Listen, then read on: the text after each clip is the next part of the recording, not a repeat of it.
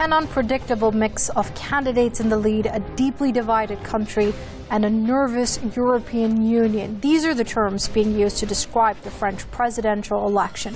The campaigning was marked by embezzlement scandals, terror attacks, the rise of the extreme right and left, and the collapse of the old mainstream parties.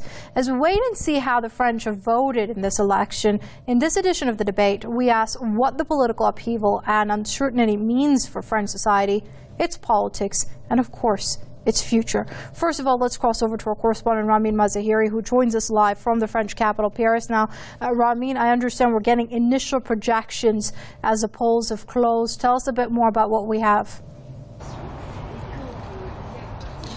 Well, the polls are looking to be almost perfect. They have Macron and Le Pen advancing to the second round. The numbers are literally what we've been looking at for the last week. 24% for Macron, 22% for Le Pen, 19% for Fillon, and 19% for Mélenchon. So this should put to rest some of the sort of misinformation about polls. The polls have been good in Brexit and in the United States with Trump, but they were within the margin of error.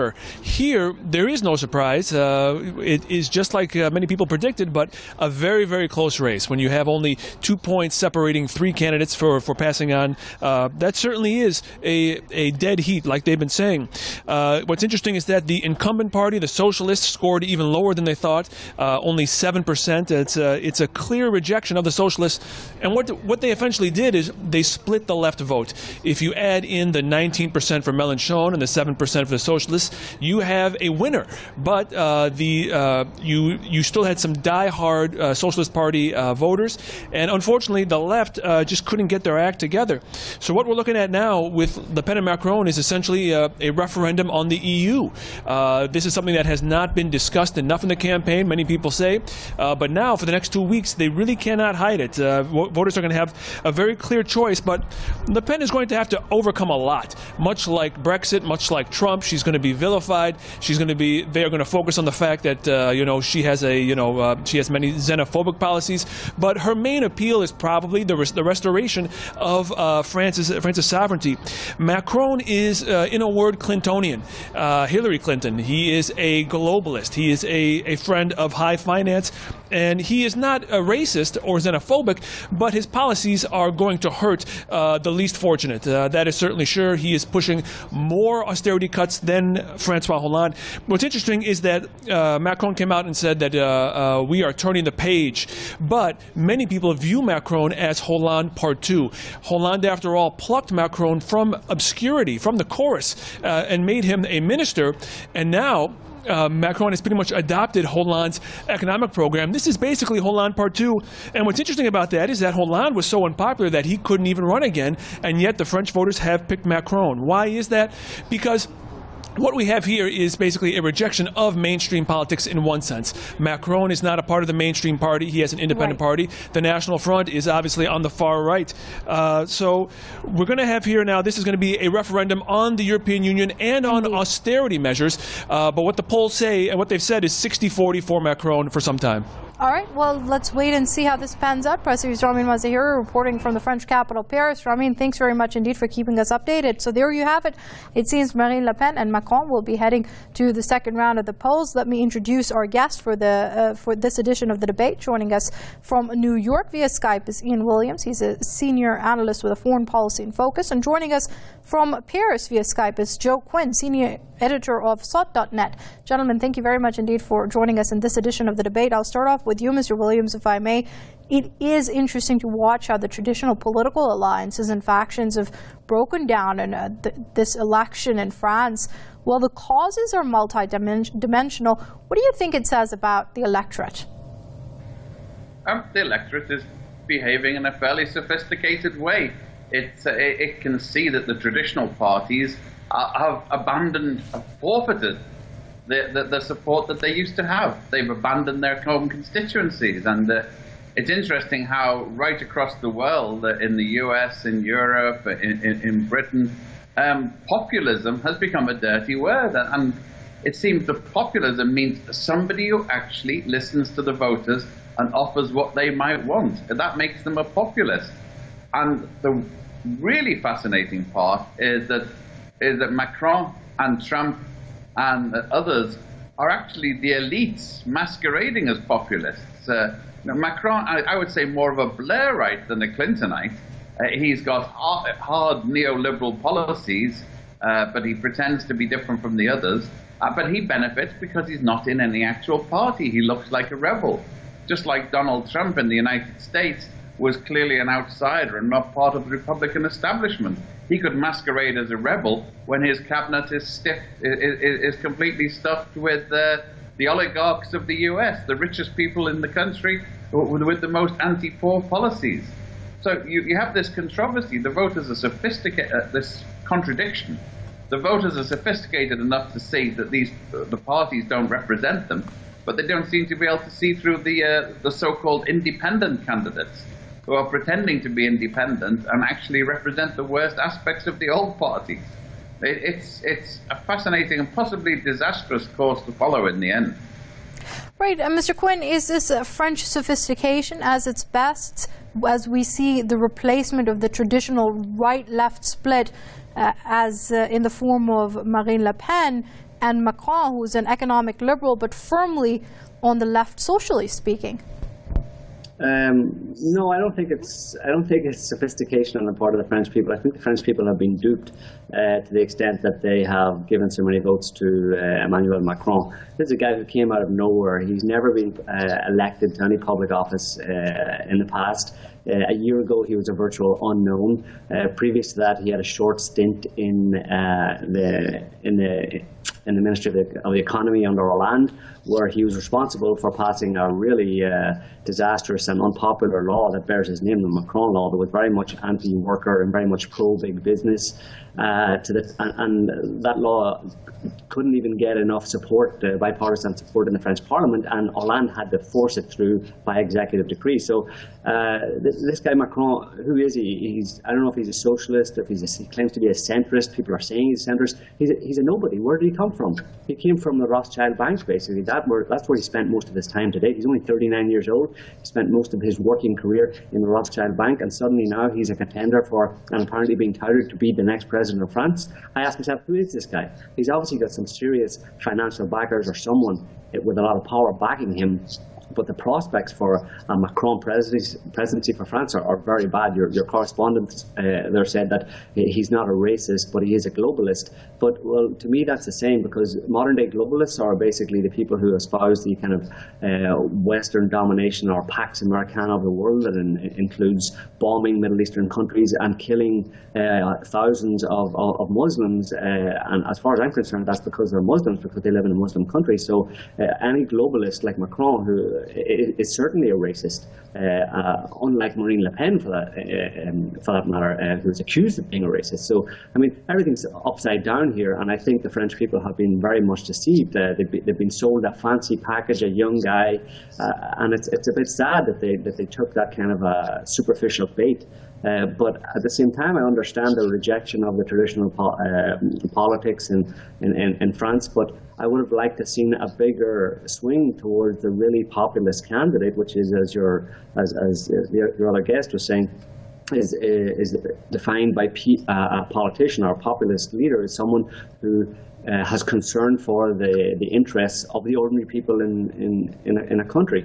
Right. And between Macron and Le Pen seems to be the one who really has that concern. Right. Mr. Williams, what would you say to that as far as Le Pen goes? Because as Mr. Quinn has pointed out, Macron is an unknown entity on many levels. However, Le Pen has been known for her nationalist, anti-Islam, anti-immigrant, anti-refugee, anti-EU policies. Well, it comes down to, the definitions between left and right have always been to some degree imaginary.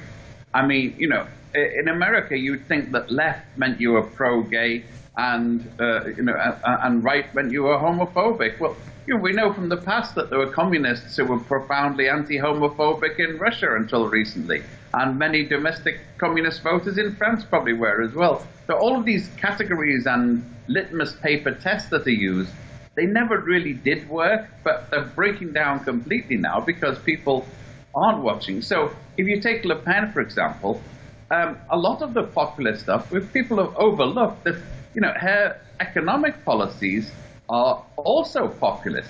She is talking about providing more jobs and wages for French workers, which is what Trump did as well. Now, in Trump's case, we know he was only kidding. The question with Le Pen is whether, she is acting as a cover for business interests who will put their agenda afterwards, as happened with Trump. But, you do remember that the right in Europe has had a long tradition of, let's say, welfarism. The Nazi Party was the National Socialist German Workers' Party. It pretended, and to some extent did, look after the interest of some German workers compared with the plutocrats, while it kept the plutocrats safely in power. The same in the fascist parties in Italy. Provisions were made for, they did not allow capitalism red in tooth and claw, although they were pretty red in tooth and claw in other aspects. So, there isn't the same distinction. Conservatism in Europe does not necessarily mean the red in tooth and claw, didn't mean until recently the red in claw and tooth and claw capitalism of the United States, the neoliberalism. It did mean, a sort of sound society in which people were looked after as long as they knew their place. Right. So Le Pen can draw on that traditional element in France as well. Vichy did terrible things to Jews, communists, and trade unionists, but it did introduce sort of social provisions. That tradition is there, and of course, because we look at it back through a sort of retrospective prism, we tend to see, left right as meaning one set of things and left the other. It is quite clear that when it comes to France right now, at least, we can't use those traditional terms. However, Mr. Quinn, I'd like to get your response to Mr. Williams' comments over there, specifically when we talk about populism and Marine Le Pen, for example. Now, when we talk about populism in France, identity politics comes into play as well, where we are seeing the rhetoric surrounding about what it means to be French and bordering, as many have raised the alarm, on xenophobia at times. Well, yeah, I mean, Marine Le Pen and her father, maybe her father before her, there was no reason to accuse him of that kind of xenophobia and racism, but Marine Le Pen is not her father, and she has softened her stance on that kind of harsh rhetoric, harsh xenophobic rhetoric over the past few years. And you have to remember that Marine Le Pen's goal, obviously, is to become president of France, and she's appealing to a certain demographic in France. So, and as I've said at other times, when a politician is campaigning for office, they make quite extreme statements, and very often they don't follow through on them, or they water them down afterwards. Now, that should be ascribed to Marine Le Pen as well. I don't think it's in her interest, or I don't think she has the intention of following through on any of the policies that are or ideas that are attributed to her in terms of xenophobia or racism or anti-Muslim, anti-French Muslim policies, because there are 6 million Muslims in France, 10% of the population, and Marine Le Pen is a smart enough woman to realize that she can't initiate any kind of pogroms against such a sizable percentage of the French population and not cause serious problems for all of French society, and not to mention the condemnation of so many other countries. So, people aren't being realistic enough about Marine Le Pen. She is, first and foremost, a populist in the sense that she wants kind of France to be for, or the French government to work in the interests of French people, of all French people. And to that extent, she stated that she's against NATO. She would like to pull out of NATO. That can only be a good thing for France's involvement in these ridiculous, brutal, US-led bombings and attacks on Muslim nations. And so between these two, really, it's quite clear. If this is the decision, if it's Macron or Le Pen, then all right-thinking people who have the interest of French people or any other people around the world would see that the better choice is Le Pen, because as your correspondent at the beginning said, Macron is a globalist. He is fully backed by the financial system, by NATO. He got an endorsement from Obama, and we all know what Obama did, right? It's not so long ago. Obama basically initiated the ongoing attack on Syria via the kind of jihadi proxies that are destroying Syria there. So when he has that kind of backing, you're going to get more of the same kind of Western-led neoliberal intervention into foreign countries. You're going to get an increase in threats against Iran, against China, against any other Middle East nation that they choose. And Le Pen has come out and said that she is against that. Now, whether she'll do it or not, we don't know, but at least she said that. Macron has not said anything like that. Okay, Mr. Williams, I put the same question to you. Identity politics, defining what it is to be French. And of course, it sounds a lot like Trump's America First, doesn't it? Well, yes, and also it looks like complete duplicity. If you look at what Trump said he was going to do in terms of international relations, he opposed U.S. interventionism abroad, and $100 million worth of Tomahawk missiles later, where was his policy? These people are completely unprincipled and say what they need to get elected. And I certainly would not vote for Le Pen because I think she is different, but the signs are from the internal politics that essentially she's told all of the old brigade National Front people to wear a mask for the duration. But now and again, the mask slips. There are signs that, she's in close cahoots with her father, who agrees with her. If this is what you have to do to get elected, get elected. But then the agenda is there. And the other part is, yes, the anti-elitist rhetoric is there, but experience shows us that the economic elites will come out and will co-opt anybody who wins. If you'd listened to Trump's rhetoric about the banks or whatever, who would have thought that Wall Street was emptied to fill his cabinet with exactly the people who caused the disasters he inveighed against and the economic chaos that he inveighed against? The difference is that Trump was a genuine outsider. Nobody's ever accused him of being part of the intellectual elite, nor ever will.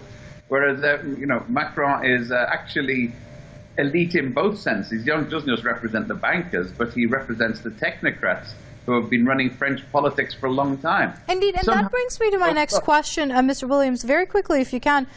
We do have a nationalist candidate right now, most probably pitted against a globalist candidate, as both of you gentlemen have pointed out. So, Mr. Williams, this is also going to be a referendum on EU now, isn't it? And French sovereignty, the way Marine Le Pen sees it. Well, the way he's pronounced it, I'm not sure Macron is a globalist, but it's in the sense, I think he can evoke French patriotism every bit as much. He wants France to play a big part in the world. And it's very difficult to be isolationist and be a sort of empire builder and a beacon unto the nations at the same time. And, France is a European country, medium-sized. If it wants to play a role in the world, it has to do so in concert with others, whichever concert, whether it teams up with Russia or America, Britain and the EU.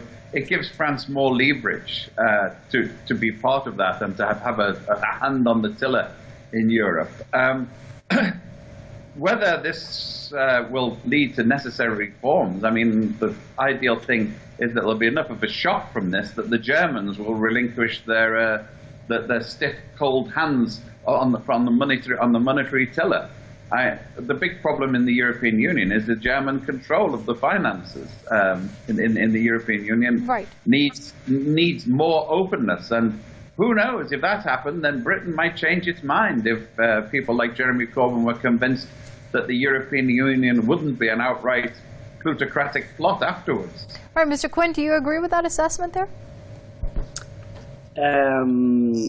Well, I'm not sure exactly what his assessment was, but I think that Marine Le Pen, if she were to become president of France, she would be well advised to look to cooperation with Russia, which she herself has said, and also, in terms of the European Union, she has said that she will hold a referendum if she's elected president. I don't see any problem with that. What's wrong with holding a referendum and seeing what the French people decide? She's not necessarily going to pull France unilaterally out of the EU. She wouldn't even be able to do that. Obviously, she would need political support to do that. But having a referendum, sure, why not? Again, I get back to the point that Le Pen has at least come out and said that she is interested in the welfare of the French people, and she sees the welfare of the French people as being tied to moving France away from its alignment with NATO, which has been disastrous for France and has actually led to, if you follow it through, has led to the refugee crisis over the past number of years because of the NATO bombings of Libya and the US and Western involvement in the Syria crisis. That has caused the refugee crisis. That has in large part actually caused Brexit and caused a lot of Euroscepticism amongst European people, and has given support to Marine Le Pen. So, I mean, it's pretty clear that Marine Le Pen knows what the right thing to do is for the French people. Macron has no interest in addressing those issues. He hasn't addressed those issues. His manifesto is just more or less Hollande Part 2, which was completely useless. It doesn't really do anything to address any of the problems that are confronting France or the French people. So I don't know what else to say. I'm just disappointed that so many people in France voted for Macron. He's a hologram, basically. He's a ruse, you know. All right, we're going to have to leave it there. Unfortunately, we've run out of time. Probably we'll be discussing these issues multiple times till the second round of the elections take place. I'd like to thank both gentlemen. Ian Williams, the senior analyst with Foreign Policy in Focus, joining us via Skype from New York, and joining us from Paris via Skype was Joe Quinn. He's the senior editor of SOT.net. Gentlemen, thank you very much indeed for joining us in this edition of the debate. From me and the entire team here in Tehran, it's goodbye.